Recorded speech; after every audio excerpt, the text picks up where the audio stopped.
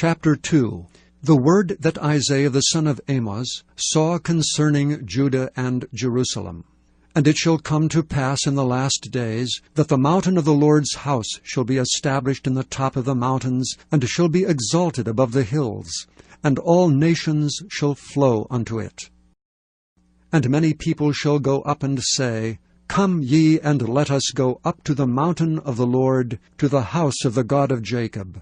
And he will teach us his ways, and we will walk in his paths. For out of Zion shall go forth the law, and the word of the Lord from Jerusalem.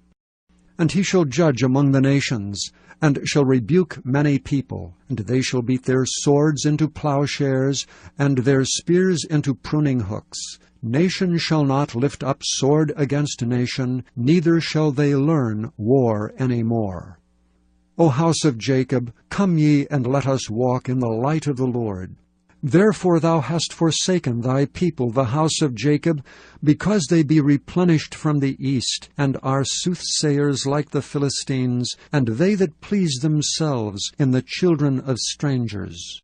Their land also is full of silver and gold, neither is there any end of their treasures. Their land is also full of horses, neither is there any end of their chariots.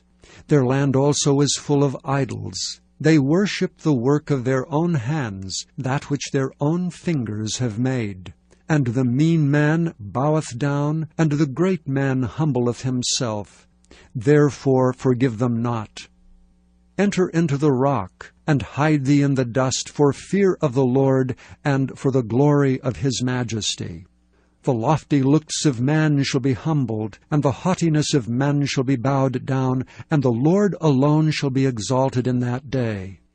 For the day of the Lord of hosts shall be upon every one that is proud and lofty, and upon every one that is lifted up, and he shall be brought low. And upon all the cedars of Lebanon that are high and lifted up, and upon all the oaks of Bashan, and upon all the high mountains, and upon all the hills that are lifted up, and upon every high tower, and upon every fenced wall, and upon all the ships of Tarshish, and upon all pleasant pictures. And the loftiness of man shall be bowed down, and the haughtiness of man shall be made low, and the Lord alone shall be exalted in that day. And the idols he shall utterly abolish. And they shall go into the holes of the rocks, and into the caves of the earth, for fear of the Lord, and for the glory of his majesty, when he ariseth to shake terribly the earth. In that day a man shall cast his idols of silver, and his idols of gold, which they made each one for himself to worship, to the moles and to the bats, to go into the clefts of the rocks, and into the tops of the ragged rocks, for fear of the Lord, and for the glory of his majesty, when he ariseth to shake terribly the earth.